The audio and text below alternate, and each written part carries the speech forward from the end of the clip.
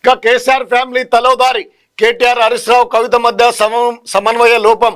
ఇక అధికారం పోవడంతో అందరిలో ఆ కుటుంబంలో తలోదారి అయిందట, సమన్వయ లోపం వస్తుంది, బీజేపీతో పొత్తు విషయంలో భిన్నాభిప్రాయం వస్తుందంటూ ఒక ఆర్టికల్ ఇచ్చారు దిశ పత్రికలో. దిశ పత్రిక అయితే పూర్తిగా కేటీఆర్ కేసీఆర్ కుటుంబానికి సంబంధించినటువంటి వ్యతిరేకమైనటువంటి వార్తలు, అక్కడ వస్తున్నటువంటి అనేకమైనటువంటి లొసుకులను బయటకు తీస్తూ ఉంది.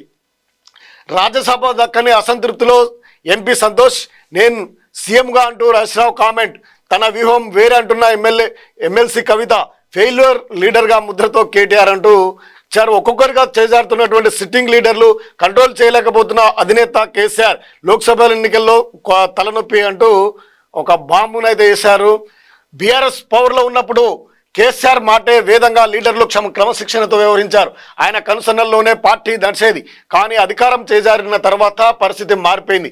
మొన్నటి వరకు గులాబీ బాస్ మాట జవదాటని ఆయన కుటుంబ సభ్యులు ప్రస్తుతం తలోదారి అన్న తీరుగా వ్యవహరిస్తున్నారు. 10 ఏళ్ల పాటు పార్టీలో పాలనలో వేర్వేరు రూపాల్లో చక్రం తిప్పినటువంటి కేటీఆర్, కవిత, హరీష్ రావు, జోగల్పల్లి సంతోష్ ఇప్పుడు గ్రూపులుగా విడిపోయారట.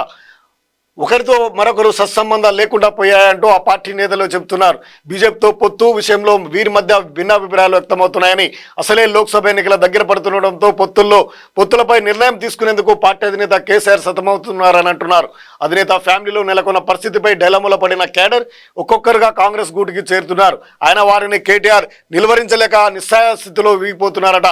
కుంపటి పెట్టిన బీజేపీతో పొత్తు, లోక్సభ ఎన్నికల్లో 9 సిట్టింగ్ స్థానాలను నిలబెట్టుకోవాలని బీఆర్ఎస్ భావిస్తున్నది. కానీ ఇప్పుడు ఆ పరిస్థితులు సొంతంగా గెలవడం కష్టమైన భావనతో ఆ పార్టీ వ్యక్తమవుతుంది. ఫలితంగా బీజేపీతో పొత్తు పెట్టుకోవడంపై ఆ ఫలితం ఉంటుందని కేసీఆర్ వ్యూహాత్మకంగా చేస్తుంటే పొత్తును కలవనీయటం లేదు.